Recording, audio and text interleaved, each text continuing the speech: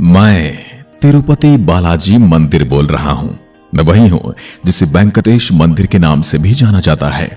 मुझे भारत का सबसे अमीर मंदिर होने की ख्याति प्राप्त है। मेरे यहां प्रतिदिन करोड़ों रुपए का दान आता है। मेरे यहां पर आने वाला हर श्रद्धालु अपने बाल दान करके जाता है, जिससे मेरे यहां से हजारों टन बाल निकलते हैं। मैं वही मंदिर हूं जहां भगवान के दर्शन के लिए 2 दिन तक का समय लग जाता है। मेरे यहां प्रतिदिन 50,000 लोगों का खाना बनता है और 47,000 लोगों के ठहरने की जगह है। मेरे नाम पर बैंक में हजारों करोड़ों रुपए और सैकड़ों किलो सोना जमा है, जो हर किसी के लिए सिर्फ एक सपने के समान है। मैं भारत की नहीं बल्कि पूरे विश्व में अपने रहस्यों और भगवान वेंकटेश के चमत्कार की वजह से प्रसिद्ध हूं। मेरे रहस्य कहो या फिर भगवान के चमत्कार हर किसी को सोचने पर मजबूर करते हैं।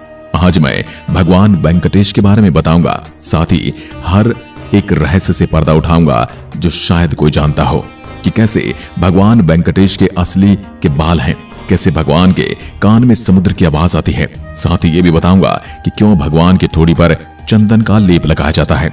वेंकटेश स्वामी को विष्णु के अवतार के रूप में जाना जाता है। मैं आंध्र प्रदेश के तिरुपति नामक शहर के करीब तिरुमला नाम की पहाड़ियों पर स्थित हूँ। प्राकृतिक सुंदरता और पवित्रता से भरपूर मैं दुनिया के सभी कोनों से तीर्थ यात्री को अपनी ओर आकर्षित करता हूँ। मैं भारत का सबसे अमीर मंदिर माना जाता हूँ क्योंकि मेरे यहाँ हर रोज करोड़ों रुपए का दान आता है। मेरे यहाँ देश विदेश से करोड़ों लोग घूमने आया करते हैं और सबसे ज्यादा श्रद्धालु आने वाला मंदिर भी मैं ही हूँ। मेरे यहाँ बहुत से चमत्कार होते हैं और बहुत से रहस्य मेरे साथ जुड़े हुए हैं, जिनका मैं आगे जिक्र करने वाला हूँ। आज मैं आपको मेरे से जुड़ी हर एक जानकारी दूंगा। आज मेरे द्वारा आप मेरे से जुड़े इतिहास के बारे में जानेंगे और मेरी भव्य वास्तुकला और मेरे यहाँ के गहरे रहस्यों के बारे में जानेंगे। मुझ में द्रविड़ और विजयनगर साम्राज्य की मिश्रित वास्तुकला देखने को मिलती है। मैं लगभग 26 हेक्टेयर की जगह में फैला हुआ हूँ और मेरे में बहुत से मंदिर, मंडप और अलग अलग प्रकार के स्ट्रक्चर हैं। जब आप मंदिर में आते हैं तो सर्वप्रथम महाद्वार आता है। ये बहुत ही सुंदर मेहराब है और इस मेहराब में बहुत सुंदर नक्काशी की गई है और यहाँ चारों तरफ से खंभों पर टिका हुआ है और दिखने में बड़ा ही सुंदर लगता है। मेरे मुख्य मंदिर को गोपुरम कहा जाता है। यह लंबवत आकार में बना हुआ एक सुंदर मंदिर है जिस पर बेहतरीन नक्काशी की गई है। चारों तरफ बहुत ही सुंदर सुंदर मूर्तियां बनाई गई हैं, जो कि रंग बिरंगी और दिखने में बड़ी ही सुंदर प्रतीत होती हैं।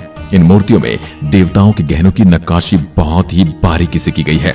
यहाँ पर एक एक चीज इतनी बारीकी से बनाई गई कि देखने वाले बस देखते रह जाते हैं। मेरे अंदर बहुत ही सुंदर गर्भगृह है। गर्भगृह ही वो जगह है जहाँ भगवान वेंकटेश्वर की मूर्ति रखी गई है। गर्भगृह के अंदर किसी प्रकार की कोई लाइट नहीं लगाई गई है। यहाँ पर दियों की रोशनी से ही उजाला होता है। मेरे बाहर की दीवारों पर भी बहुत सुंदर देवी देवताओं की मूर्तियां बनाई गई हैं और इन सब में बहुत ही बेहतरीन डिजाइन उकेरे गए हैं। ये धार्मिक रंग बिरंगे डिजाइन देखने में बड़े ही सुंदर और मनमोहक लगते हैं। मुझ में बहुत ही सुंदर पानी का तालाब और एक बगीचा भी है। मेरे यहाँ वातावरण पर खास ध्यान दिया गया है और बहुत से बाग बगीचे और हरियाली बनाई गई है, जिससे कि यहाँ का मौसम बड़ा ही सुहाना प्रतीत होता है। यहाँ पर जो तालाब है उसमें श्रद्धालु मुंडन करवाने के बाद स्नान करते हैं। इस मंदिर में मुंडन की प्रथा है और ऐसी मान्यता है कि यहाँ पर जो अपने बाल दान करता है उसके सभी कार्य सफल हो जाते हैं। मैं एक रहस्यों से भरा हुआ मंदिर हूँ, जिनमें से बहुत से रहस्यों का अब तक वैज्ञानिक भी पता नहीं लगा सके हैं। मेरे रहस्य विज्ञान जगत के लिए सिरदर्द बने हुए हैं। आइए आपको मैं उनमें से एक एक करके सभी के बारे में बताता हूँ। नंबर 1, यहाँ भगवान स्वयं रहते हैं। मेरे यहाँ पर वेंकटेश्वर स्वामी भगवान स्वयं रहते हैं। इस बात के कई प्रमाण और कई तर्क दिए जाते हैं। जब आप मंदिर में जाएंगे तो यहाँ के शुद्ध वातावरण के कारण आपको भी ये बात महसूस होगी कि यहाँ भगवान का ही घर है। आप जैसे ही मेरे अंदर प्रवेश करेंगे तो आपको एक अलग ही सुख की अनुभूति होगी। नंबर 2, बाल दान करने की प्रथा। मेरे यहाँ पर जो भी मांगा जाता है वो कार्य पूर्ण होता है। श्रद्धालु यहाँ पर आकर भगवान के सामने अपनी मांग रखते हैं और जब उनकी मांग पूर्ण हो जाती है तो श्रद्धालु यहाँ आकर अपने बाल भेंट करते हैं। यहाँ पर हर रोज लगभग 2000 से अधिक लोग अपने बाल भेंट करते हैं। इसे मुंडन करवाना कहा जाता है। मुंडन करवाने के बाद यहाँ सभी मशहूर तालाब में स्नान करते हैं। यहाँ पर रोज 2000 लोगों का मुंडन करवाना ये साबित करता है कि मेरे इस मंदिर में इतनी अधिक मनोकामनाएं रोज पूर्ण होती हैं। नंबर 3, वेंकटेश्वर स्वामी के बाल। यहाँ पर वेंकटेश्वर स्वामी भगवान की जो मूर्ति लगी है उस पर असली बाल माने जाते हैं। आपको बता दूं, इस मूर्ति पर जो बाल हैं वे सदा मुलायम बने रहते हैं और ये कभी उलझते नहीं है, जो इस बात का प्रमाण है कि ये असली बाल हैं। नंबर 4, मूर्ति से आती हैं आवाजें। भगवान की इस मूर्ति से खास तरह की ध्वनि उत्पन्न होती है। जब इस मूर्ति के पास कान लगाकर सुना जाता है तो ऐसा प्रतीत होता है कि इस मूर्ति से आवाजें आ रही हैं। ये समुद्र की लहरों की आवाजें हैं। नंबर 5, आप ये जानकर और भी हैरान हो जाएंगे कि इस मूर्ति का जलाभिषेक नहीं किया जाता, लेकिन फिर भी यह मूर्ति हमेशा नम रहती है। पत्थर की यह मूर्ति जमीन से थोड़ी ऊपर रखी गई है, इसलिए ऐसा भी नहीं है कहा जा सकता कि यह जमीन से पानी सोख रही हो। तो फिर यह मूर्ति नम कैसे बनी रहती है, ये सभी के लिए आज भी रहस्य बना हुआ है। नंबर 6, जब आप मंदिर के प्रवेश द्वार के दाएं तरफ एक छड़ी देखते हैं तो ये कोई आम छड़ी नहीं है। ऐसी मान्यता है कि जब वेंकटेश्वर स्वामी भगवान बाल रूप में थे तब उनकी छड़ी से पिटाई हुई थी, जिससे उनकी ठोड़ी पर चोट भी आ गई थी। नंबर 7, शुक्रवार को ठुड्डी पर लेप लगाते हैं। जब बाल रूप में भगवान को छड़ी से मार पड़ी थी तो उनकी ठोड़ी पर चोट आ गई थी, इसलिए ये प्रथा कि हर शुक्रवार को इनकी चोट पर मरहम के रूप में चंदन का लेप लगाया जाता है ताकि घाव भर सके। ये प्रक्रिया भगत की भगवान के प्रति प्रेम को जाहिर करने के लिए मानी जाती है। नंबर 8, मंदिर की अखंड ज्योत बिना घी बिना तेल। मेरे गर्भगृह में जो मुख्य ज्योत जलाई गई है वो सालों से बिना घी और बिना तेल के सालों से जल रही है। इसको सर्वप्रथम किसने जलाया था इसका भी कोई ज्ञात प्रमाण नहीं है, लेकिन ये ज्योत आज भी इस तरह से जल रही है मानो इसके अंदर घी लबालब भरा हो। नंबर 9, स्थान बदलती मूर्ति। जब इस मूर्ति को गर्भगृह के अंदर से देखा जाता है तो ये मूर्ति गृह के बिल्कुल बीचों बीच दिखाई देती है, लेकिन जब इसे बाहर से देखा जाता है तो ये मूर्ति दाएं तरफ दिखाई देती है, मानो यह मूर्ति स्थान बदल रही हो। नंबर 10, अटूट मूर्ति। एक खास तरह का कपूर का लेप लगाने पर कोई भी पत्थर चटक कर टूट जाता है। ये लेप इस मूर्ति पर हर दिन लगाया जाता है, लेकिन यह मूर्ति अटूट मूर्ति है, कभी भी नहीं टूटती। ये कपूर इस मूर्ति पर इस मूर्ति की ताकत और चमत्कार दिखाने के लिए लगाया जाता है। नंबर 11, हृदय पर लक्ष्मी। जब हर शुक्रवार को मूर्ति के वस्त्र बदले जाते हैं तो पूरी मूर्ति पर चंदन का लेप लगाया जाता है। जब भगवान की छाती पर चंदन का लेप लगाया जाता है तो यहाँ पर महालक्ष्मी की मूर्ति उभरती है। नंबर 12, नीचे धोती ऊपर साड़ी।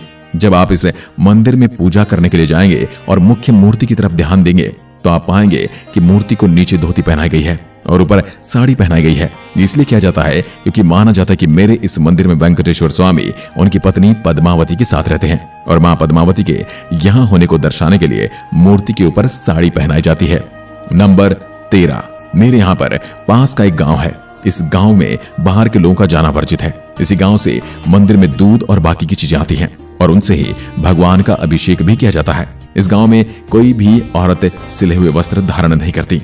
अगर मेरे इतिहास की बात करें तो मेरे से जुड़े इतिहास में बहुत सी कहानियां हैं, लेकिन मेरे स्पष्ट इतिहास को लेकर बुद्धिजीवियों में मतभेद है। मेरे यहाँ मंदिर बहुत ही पुराना है। खोजियों का आपस में मतभेद है, लेकिन इस बात को सभी मानते कि 5वीं शताब्दी तक मैं एक बहुत बड़ा धार्मिक केंद्र बन चुका था। मुझको बनाने के लिए चोल और विजयनगर जैसे महान साम्राज्यों से भी बढ़ चढ़कर सोना दान किया था। इसी परंपरा को आगे बढ़ाते हुए आज भी मेरे में रोज के करोड़ों रुपए दान के रूप में आते हैं और लोग अपने हीरे जवाहरात मेरे यहाँ भेंट कर जाते हैं। मुझको भगवान वेंकटेश्वर को समर्पित किया गया है। माना जाता है भगवान वेंकटेश्वर विष्णु भगवान का ही एक रूप है। मेरे यहाँ एक काले रंग की खड़ी अवस्था में प्रतिमा है जो कि भगवान वेंकटेश्वर की है और यह प्रतिमा खुद में ही बहुत रहस्यमयी है। मेरा सबसे ज्ञात इतिहास 9वीं शताब्दी से शुरू होता है। 9वीं शताब्दी में कांचीपुरम के शासक इस स्थान पर अपना आधिपत्य यानी कि उनका अधिकार हो गया था। उन्होंने मुझे बनाने में बहुत योगदान दिया था। 15वीं शताब्दी में विजयनगर साम्राज्य में मेरा सबसे अधिक विकास हुआ था। अंग्रेजों के समय में 1845-1933 ईस्वी तक मेरा प्रबंधन हाथीराम जी के हाथों में था, जो इस मंदिर के प्रबंधक थे। उसके बाद मद्रास सरकार ने मेरा प्रबंधन तिरुमला तिरुपति नाम की एक स्वतंत्र समिति के हाथों में दे दिया। आजादी के बाद जब आंध्र प्रदेश के एक राज्य के रूप में उभरा तब एक प्रशासनिक अधिकारी को इस समिति में सरकार के प्रतिनिधि के रूप में नियुक्त किया गया है। मैं तिरुमला नाम की पहाड़ी की 7वीं चोटी पर स्थित हूँ। मेरे किनारे पर बहुत ही सुंदर तालाब है जिसकी बहुत अधिक धार्मिक मान्यता है। मैं उन गिने चुने मंदिरों में से हूँ जहाँ पर हर जाति और हर धर्म के लोगों का स्वागत किया जाता है। इतिहास के कुछ महत्वपूर्ण दस्तावेजों की बात करें तो कहा गया है कि कलयुग में वेंकटेश्वर स्वामी के दर्शन से ही इंसान को मुक्ति प्राप्त होगी। जिस पहाड़ी पर मैं स्थित हूँ उस पहाड़ी को वेंकट कहा जाता है, इसलिए उन्हें वेंकटेश्वर स्वामी भी कहा जाता है। यहाँ पर तिरुमला में 7 पहाड़ियां हैं, इसलिए इन्हें 7 पहाड़ियों का देवता भी कहा जाता है। मेरे यहाँ त्योहारों के सीजन बहुत लंबी लंबी कतारों से भरे होते हैं और आम दिनों में बहुत अधिक श्रद्धालु पूजा करने के लिए आते हैं। यहाँ पर औसतन 50,000 लोग रोज पूजा करते हैं। अगर आप मेरे यहाँ पूजा करने के लिए आ रहे हैं तो आपको पहले एंट्री करवा लेनी चाहिए। यहाँ पर साधारण एंट्री बिल्कुल फ्री होती है, यानी कि मंदिर में जाना बिल्कुल फ्री है। लेकिन अगर आप स्पेशल एंट्री करवाना चाहते हैं तो 300 रुपये खर्च आता है। स्पेशल एंट्री में आपको स्पेशल टिकट मिल जाती है, जिससे कि आप मंदिर में एक अलग रास्ते से जा सकते हैं। मैं 24 घंटे खुला रहता हूँ और 24 घंटे श्रद्धालु यहाँ पर पूजा पाठ करते हैं। अगर आप साधारण टिकट से मंदिर में प्रवेश करते हैं तो आपको 15 से 20 घंटे दर्शन के लिए लगेंगे, क्योंकि यहाँ पर भीड़ बहुत ज्यादा होती है। अगर आप स्पेशल टिकट लेते हैं तो आप लगभग 2 से 5 घंटे के अंदर दर्शन कर पाएंगे। कई बार तो भीड़ बहुत अधिक होने के कारण लोगों को दर्शन के लिए 2 दिन तक भी इंतजार करना पड़ता है। अगर आप तिरुपति बालाजी के दर्शन के लिए आ रहे हैं तो आपको मेरे यहाँ भोजन की उचित व्यवस्था मिलेगी। यहाँ पर आपको जगह जगह अन्न प्रसादम ग्रह मिल जाएंगे। यहाँ पर आपको प्रसाद के रूप में बहुत लजीज भोजन मिलता है। यहाँ पर दुनिया की सबसे बड़ी कढ़ाई है, क्योंकि यहाँ हर रोज 50,000 लोग भोजन करते हैं।